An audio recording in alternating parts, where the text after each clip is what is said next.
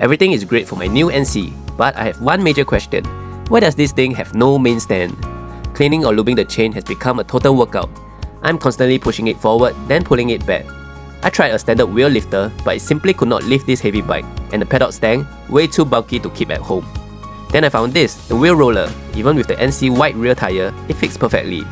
There's a little bit of resistance because of the weight, but it actually rolls. It gets the job done without the workout. Now maintenance is a 5-minute job and less tiring. Try it today.